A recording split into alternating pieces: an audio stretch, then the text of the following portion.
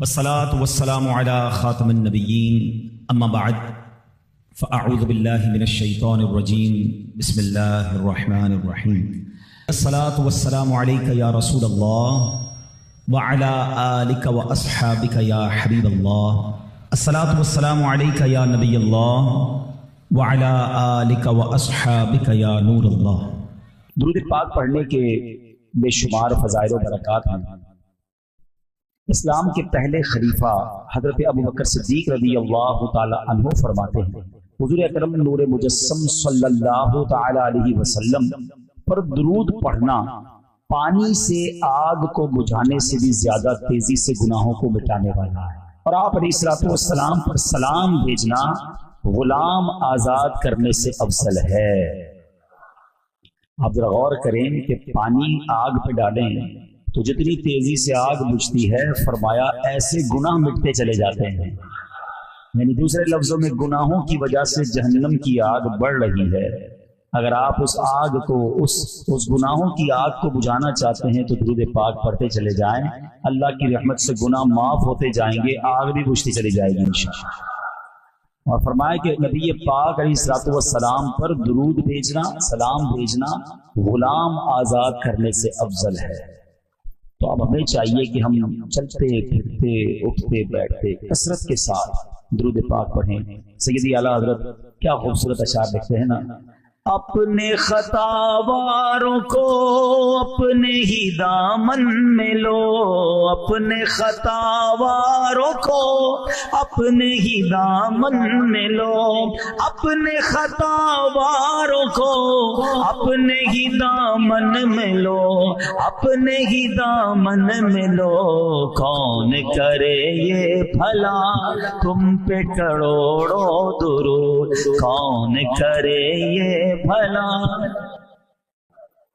کوئی غلطی کرنے والے، مسٹیک کرنے والے، نہ ماننے والوں کو دامن میں چھپاتا ہے، ہماری کوئی بات نہ مانے ہم دور کر دیتے ہیں، یار یہ تو بات ہی نہیں مانتا، ایک بار سمجھایا، دو بار سمجھایا، بلکہ ماں باپ بچے کو گھر سے نکال دیتے ہیں، مگر آقا وہ ہیں کہ خطا بھی انہی کی دربار میں کرتے ہیں، اور جب آقا کے پاس جاتے ہیں تو نبی پاک دامن میں بھی چھپا لیتے ہیں۔ اپنے خطاواروں کو اپنے ہی دامن میں لو، اپنے خطاواروں کو اپنے ہی دامن میں لو، اپنے خطاواروں کو اپنے ہی دامن میں لو، اپنے ہی دامن میں لو، کون کرے یہ بھلا تم پہ کروڑوں درود، کون کرے یہ۔ بندہ جس کا جرم کرتا ہے نا اس سے دور بھاگتا ہے، حکومت کا جرم کرے تو حکومت والوں اور پولیس والوں سے چھپتا ہے، مگر میرے آقا وہ ہے کہ بندہ جرم تو انہی کی کر رہا ہے، نافرمانی انہی کی کر رہا ہے، مگر جا کے چھپتا بھی انہی کے دامن میں ہے، اور آقا دامن میں چھپا بھی لیتے ہیں، دور نہیں کر دیتے کہ تم نے میری جرم کی ہے، میری خطا کی، میرے پاس کیوں آئے ہو۔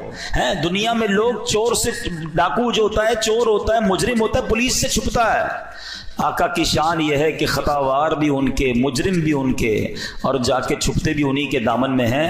اعلیٰ حضرت کہتے ہیں کر کے تمہارے گناہ مانگے تمہاری پناہ، کر کے تمہارے گناہ مانگے تمہاری پناہ، کر کے تمہارے گناہ مانگے تمہاری پناہ، مانگے تمہاری پناہ، تم کہو دامن میں آ تم پہ کروڑوں درود، تم کہو دام۔ تو اب نیت کر لیں انشاءاللہ کثرت کے ساتھ درود پاک پڑھیں گے انشاءاللہ۔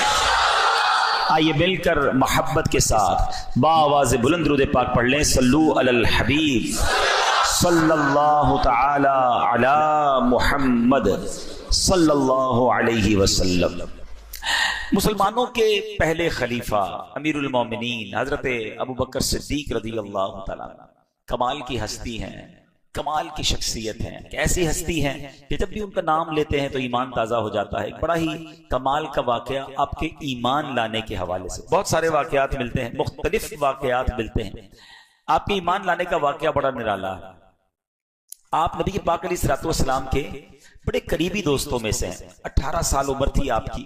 نبی پاک علیہ الصلوۃ والسلام کی 20 سال عمر تھی جب سے دوستی ہو گئی. ابھی نبی پاک علیہ الصلوۃ والسلام نے اعلان نبوت نہیں فرمایا تھا. میرے آقا نے اعلان نبوت جب عمر مبارک 40 سال ہوئی جب فرمایا. اب کیسی دوستی تھی کہ بی بی عائشہ صدیقہ طیبہ طاہرہ رضی اللہ تعالی عنہا فرماتی ہیں کوئی دن ایسا نہیں گزرتا تھا جب نبی پاک ہمارے گھر تشریف نہ لاتے تھے. چونکہ دونوں کی طبیعت میں نفاست تھی, اللہ وحدہ لا شریک کے رب مانتے تھے. حضرت ابوبکر صدیق نے کبھی بھی کسی بت کے آگے سجدہ نہیں کیا تھا. تو آپ نبی پاک کی طبیعت کے قریب آ گئے اور دوستی بڑی مضبوط ہو گئی. اب اعلان نبوت کا سال آ گیا. وہ اس وقت آ گیا کہ جب نبی پاک نے اعلان نبوت کرنا تھا. حضرت ابوبکر صدیق رضی اللہ تعالیٰ عنہ بزنس مین بھی تھے, تاجر بھی تھے. اب تجارت کے لیے سفر کرتے تھے. تو ایک سفر کے لیے شام گئے. جب وہاں گئے تو رات ہو گئی. آپ کے ساتھ ایک غلام بھی تھا. اب ماجرا یہ ہوا کہ رات گزارنے کے لیے کوئی جگہ چاہیے تھی. تو ایک گرجا گھر تھا, عیسائیوں کی عبادت گاہ. ٹھیک. اب آپ نے دیکھا کہ اور کوئی جگہ تو نہیں, تو یہیں عبادت گاہ میں ہی رات گزار لیتے ہیں. تو آپ نے دروازہ کھٹکھٹایا. آپ کے غلام نے, اندر سے کوئی غلام نکلا یا کوئی کام کرنے والا نکلا, کہا کہ میرے ساتھ میرے آقا ہیں اور ہمیں رات یہاں گزارنی ہے, سرد رات ہے, اندھیری رات ہے. اس نے کہا میں بتاتا ہوں. وہ بندہ اندر گیا اور جو گرجا گھر میں بڑا پادری تھا, جس کو آپ کہیں کہ راہب تھا, اس نے اس سے پوچھا. تو اس نے بتایا کہ ہمارے گرجا گھر میں وہی رات گزار سکتا ہے جس نے کبھی کوئی گناہ نہ کیا ہو, کبھی کوئی اللہ کی نافرمانی نہ کی ہو. اس نے باہر آ کر بتایا کہ ہمارے راہب تو یہ کہتے ہیں. کہا تمہارے پاس کیا ایسا طریقہ ہے کہ تم پہچان لوگے کہ بندے نے گناہ کیا نہیں کیا, خطا کی کہ نہیں. کہا یہ مجھے نہیں پتا. ان کا کہنا یہ اندر وہی آ سکتا ہے جس نے کوئی گناہ نہ کیا ہو. بہرحال جب واپس وہ بندہ اندر جانے لگا تو اس راہب نے کہا پہلے یہ تو پوچھو جو باہر آئے ان کا نام کیا ہے. تو حضرت ابوبکر صدیق کے خادم نے بتایا کہ میرے آقا کا نام ابو بکر ہے.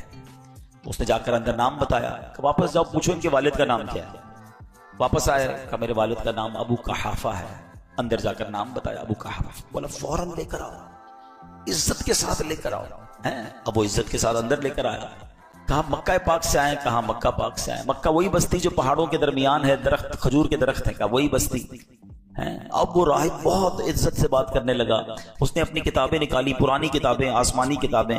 کبھی وہ صفحات کو پلٹتا, حضرت ابوبکر صدیق کو دیکھتا, پھر صفحات کو پلٹتا, کبھی چہرے کو غور سے دیکھتا. حضرت ابوبکر صدیق حیران ہے یہ کیا کر رہا ہے. کبھی نام پوچھتا ہے, کبھی والد کا نام, کبھی شہر کا نام, کبھی کتاب دیکھتا ہے. پھر کہتا ہے حضور اپنا ہاتھ آگے لائیے. اس راہب نے آپ کے ہاتھ پر بوسہ دے دیا. آپ کہنے لگے تمہیں کیا ہو گیا, تم کیوں ایسا کر رہے ہو, کبھی کیا کہتے ہو, کبھی کیا کہتے ہو, اگر رکنے دینا ہے تو رکنے دو, جانے دو ان کو, اتنی ساری باتیں. تو راہب کہتا ہے کہ آپ کو نہیں پتا آپ کے ساتھ کیا ہونے والا ہے. کچھ دنوں میں اللہ کے آخری نبی اعلان نبوت فرمائیں گے اور آپ ان پر ایمان بھی لائیں گے, آپ ان کے خلیفہ بھی بنیں گے. اور جب وہ دنیا سے پردہ فرما جائیں گے آپ امیر المومنین بھی بنیں گے. جب آپ کو اللہ پاک اتنی عزتیں دے تو مجھے دعاؤں میں مت بھولنا. حضرت ابوبکر صدیق حیران ہو گئی کہ کیسی باتیں کر رہا ہے, کیونکہ آپ کے لیے ساری باتیں نہیں تھی. بہرحال رات گزری. حضرت ابوبکر صدیق کے ذہن میں یہ باتیں تو گھوم رہی تھی.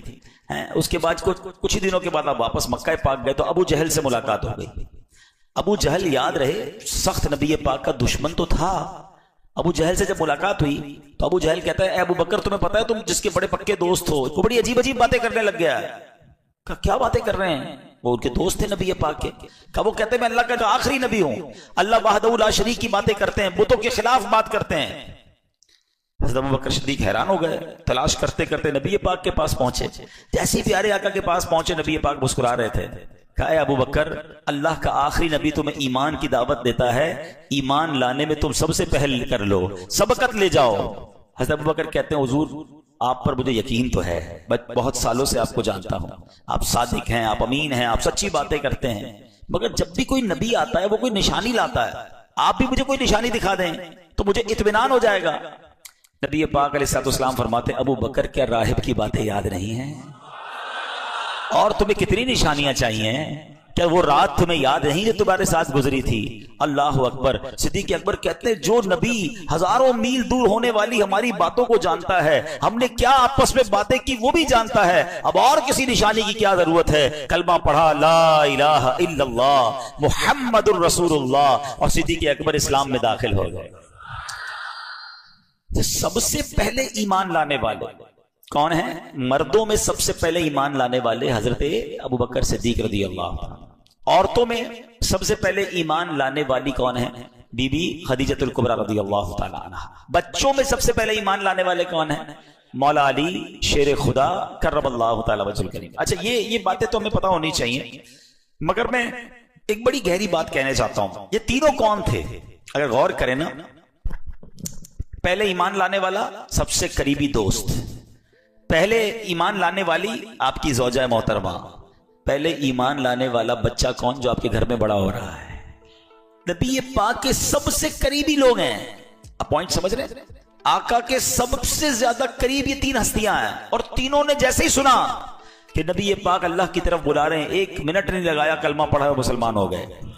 اس سے پتہ کیا چلا کہ پیارے آقا علیہ الصلوۃ والسلام کے جو جتنا قریب ہوتا گیا وہ اتنا دیوانہ ہوتا گیا، وہ اتنا محبت کرنے والا ہوتا گیا۔ اب مجھے اور آپ کو ایک بات سمجھنی ہے کہ جب کوئی ہمارے قریب ہوتا ہے، دور سے تو مجھے بڑے اچھے لگتے ہیں، ارے ماشاءاللہ بڑے نیک انسان ہیں، بڑا مسکراتے ہیں، بڑی پیاری باتیں، قریب آنے کے بعد اب ہمارے بارے میں ان کا خیال کیا بنتا ہے، یہ سوچنا ہے، یہ سمجھنا ہے۔ بعض اوقات ہم باہر جاتے تو باہر کے لوگ کہتے ہیں دعا کیجئے گا، حضرت ذرا دم کر دیں، کبھی گھر والوں نے کہا دعا کر دیں، گھر والوں نے کہا دم کر دیں۔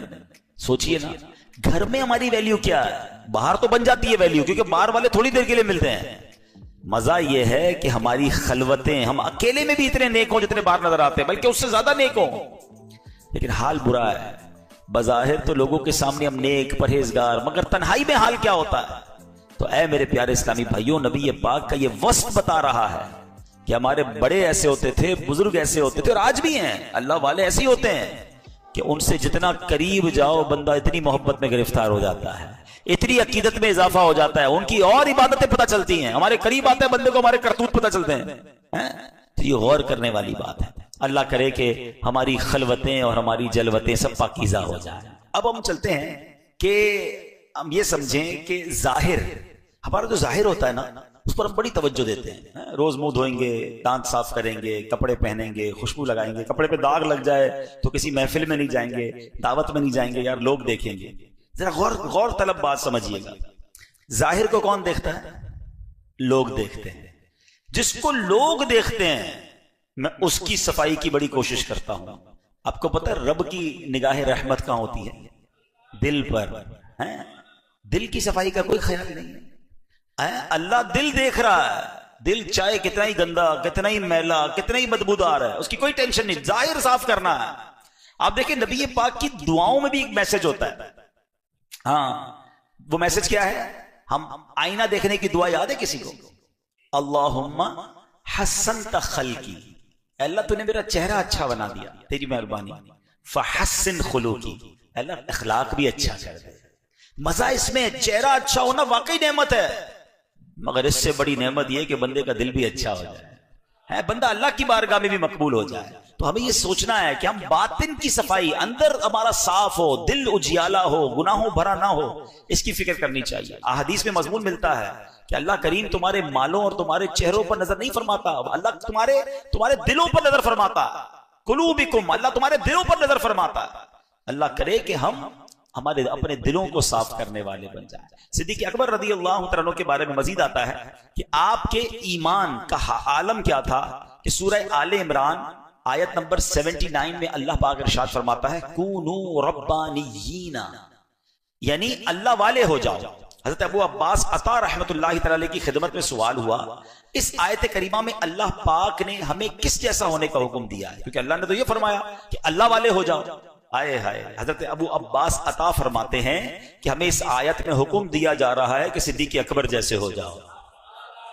اچھا، اس کی وجہ بیان فرمائی، کیونکہ جیسے ربانی یعنی اللہ والے صدیق اکبر ہیں، انبیاء کرام کے بعد کائنات میں ایسا اللہ والا کوئی ہے ہی نہیں۔ آئے ہائے ہائے، حضرت صدیق اکبر ایسے اللہ والے ہیں، آپ کا اللہ پاک پر، توحید پر ایسا کامل ایمان ہے کہ زمانے کا کوئی حادثہ، یہاں تک کہ پوری زمین ادھر سے ادھر ہو جائے پھر بھی آپ کے دل پر اس کا کوئی اثر یعنی ایفیکٹ نہیں ہوتا۔ آپ کے دل میں ایمان پوری آن بان اور شان کے ساتھ قائم رہتا ہے۔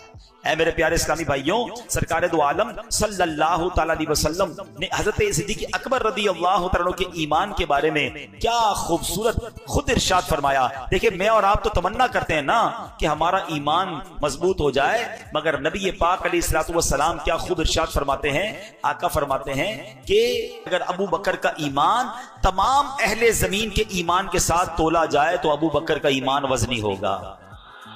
ہائے ہائے ہائے۔ اچھا پھر نبی پاک علیہ السلام نے اس کو یہ ایسے ہی نہیں کہا۔ دیکھیں ایک بات ہوتی ہے مشاہدے کی، ایک بات ہوتی ہے تجربے کی۔ ایک بندہ کہے شہد بہت میٹھا ہے کیونکہ اس نے کتابوں میں پڑھا ہے، یہ تو پڑھ کے بتا رہا ہے، اور ایک ہے جو چکھ کے بتا رہا ہے کہ میں نے کھایا ہے شہد بہت میٹھا ہے۔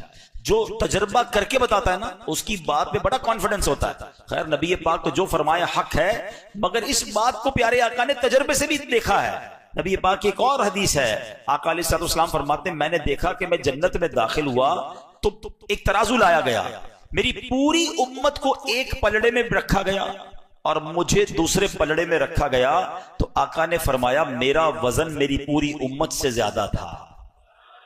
پھر فرماتے ہیں ایک پلڑے میں میری پوری امت کو رکھا گیا، دوسرے میں صدیق اکبر کو بٹھایا گیا تو صدیق اکبر کا وزن پوری امت سے زیادہ تھا۔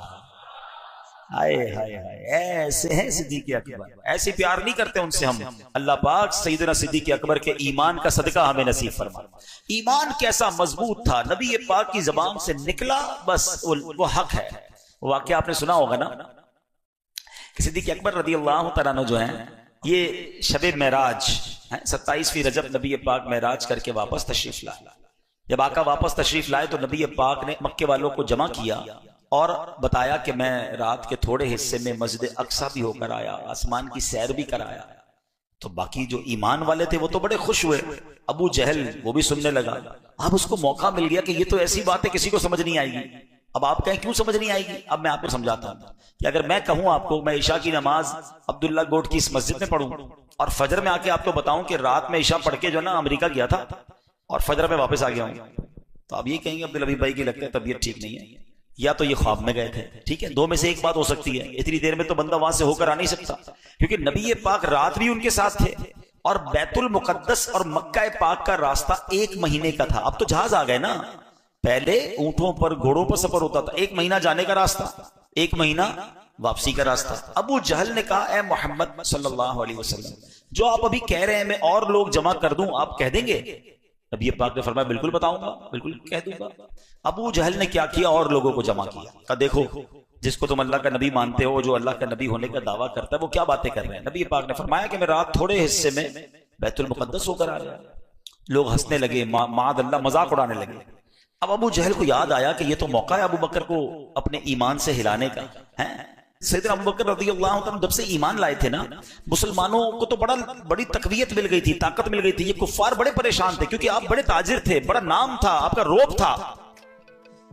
تو یہ پہنچ گئے ابو جہل، پیارے آقا علیہ الصلوۃ والسلام کے سب سے قریبی ساتھی حضرت ابو بکر صدیق کے گھر پہ چلا گیا ابو جہل اور دروازہ کھٹکھٹایا۔ سیدنا ابو بکر صدیق باہر آئے، کہا اے ابو بکر جس نبی سے محبت کرتے ہو تمہارے دوست پتہ ہے کیا کہتے ہیں؟ کہا کیا کہتے ہیں؟ کہا وہ کہتے ہیں کہ رات کے تھوڑے حصے میں بیت المقدس سے ہو کر آ گیا ہوں۔ تو حضرت ابو بکر صدیق فرماتے ہیں کیا واقعی میرے آقا ایسا کہتے ہیں؟ اچھا جب ہو سکتا ہے یہ صدیق اکبر نے سوال کیا ہو تو ابو جہل اور اس کے دوستوں نے سمجھاؤ کہ لگتا ہے کچھ کنفیوژن آ رہی ہے، کہا ہاں بالکل ایسا ہی کہتے ہیں۔ آئے ہائے، صدیق اکبر نے کچھ اور نہ کہا اگر میرے آقا کہتے ہیں تو سچ کہتے ہیں، میرے آقا کہتے ہیں تو سچ کہتے ہیں۔ کہ یہ تم کیسے مان سکتے ہو؟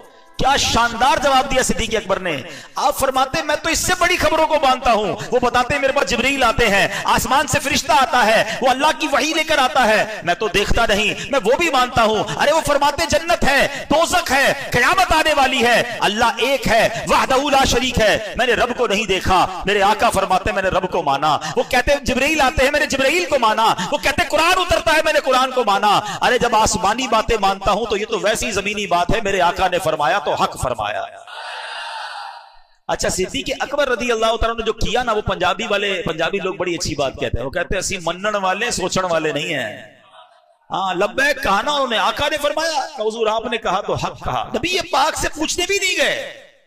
اب یہ اتنا شاندار میسج ہے تمام لوگوں کے لیے جو آج شریعت کے معاملات میں کوسچن کرتے ہیں، سوالات کرتے ہیں، ایسا کیوں حضرت، یہ کیوں ہوا، یہ حکم کیوں نازل ہوا، اس کے پیچھے کوئی لاجک بتائیے، اس کے پیچھے حکمت کیا ہے؟ بھائی ہم بندے ہیں، ہمارا کام سوال کرنا نہیں ہے، بندے کا کام ماننا ہوتا ہے۔ ہم نے اللہ کو نہیں دیکھا تو رب کو مان لیا ہے، جبریل قرآن لے کر آئے، ہم تو قرآن کو مانتے ہیں، اللہ کی کتاب ہے۔ اب جب حدیث پہنچی نبی پاک نے فرمایا تو خواہ خواہی کے سوال کیسے؟ تو ہمارا کام دینی احکام میں سوال کرنا نہیں ہے، ہمارا کام ان احکام کو ماننا ہے۔ اچھا اب دو بات چلی پڑی ہے، چلیں ایمان والوں کے ایمان میں اور اضافہ کر دوں، عاشقان رسول کے دلوں میں اور خوشی داخل کر دوں، اور کچھ لوگ جو خامہ خائی کی کنفیوژن پھیلاتے ہیں اس کا بھی علاج کر دیتے ہیں۔ پہلی بات، 27 رجب گزری، صبح آ گئی، نبی پاک نے جب معراج کا واقعہ سنایا تو ایمان والوں کو کیا ہوا؟ کیا ہوا؟ خوشی ہوئی نا؟ کیا ہوا بتاؤ نا بھائی؟ اور بے ایمانوں کا کیا ہوا؟ تکلیف ہوئی، پریشانی ہوئی۔ یہ آج تک ہو رہی ہے، سمجھ گئے؟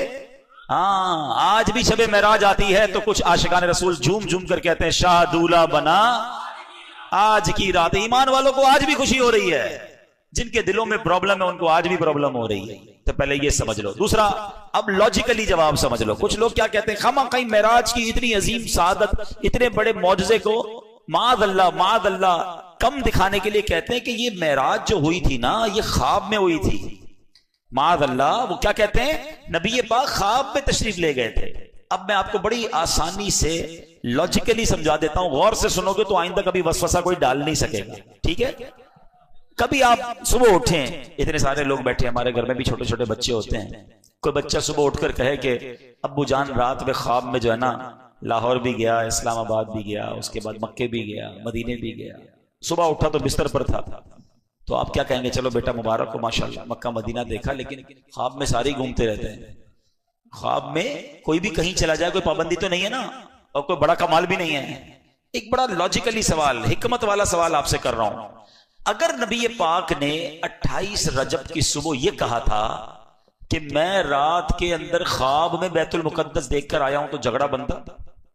بتاؤ نا، نہیں نا۔ اگر آقا یہ فرماتے کہ میں خواب میں بیت المقدس گیا تو کسی کو کیا اعتراض ہوتا؟ یہ ابو جہل اور اس کی کمپنی کا اعتراض ہی بتا رہا ہے کہ نبی پاک نے دعویٰ یہی کیا تھا کہ میں جسمانی طور پر بیت المقدس گیا تھا۔ سمجھ آ گئی بات؟ جو ان کا جھگڑا بننا ہے نا، کہتے ہیں نا ہر کام میں اللہ کی حکمت ہوتی ہے، وہ اعتراض جو کر رہے ہیں نا، کتابوں میں لکھا کہ یہ اعتراض کر رہے ہیں، مذاق اڑا رہے ہیں، صدیق اکبر کے گھر جا رہے ہیں، یہ سب چیزیں بتا رہی ہیں کہ میرے آقا نے اس دن جو اعلان کیا تھا نا، وہ اعلان یہی تھا کہ میں جسمانی طور پر بیت المقدس گیا تھا۔ ایمان والوں نے اس وقت بھی مانا تھا، ایمان والے آج بھی مان رہے ہیں، اور انشاءاللہ قیامت تک مانتے رہیں گے۔ رہے گا یوں ہی ان کا چرچا، رہے گا یوں ہی ان کا چرچا، رہے گا پڑے خاک ہو جائیں جل جانے والے، پڑے خاک ہو جائیں۔ تو انشاءاللہ صدیق اکبر کی ادا کو ادا کریں گے اور ہر معراج کی صبح خوشیاں منائیں گے انشاءاللہ۔ تو کیا کمال کی ہستی ہیں صدیق اکبر رضی اللہ تعالیٰ کا جو ایمان تھا نا، کیا ایمان، کیا مضبوطی، نبی پاک کے فرمان پر یقین، سبحان اللہ۔ کئی واقعات ہیں ایسے، ایسا ایمان مضبوط تھا کہ حضرت غزوہ تبوک کا موقع ہے، حضرت عمر فاروق رضی اللہ تعالیٰ عنہ کہتے ہیں ہر بار صدیق اکبر نیکیوں میں آگے بڑھ جاتے ہیں، اس بار میرے پاس تھوڑے پیسے زیادہ ہیں، اس بار میں نے نیکیوں میں آگے بڑھنا ہے۔ تو کیسے آگے بڑھنا ہے؟ انہوں نے کیا کیا؟ مسلمانوں کو مال کی ضرورت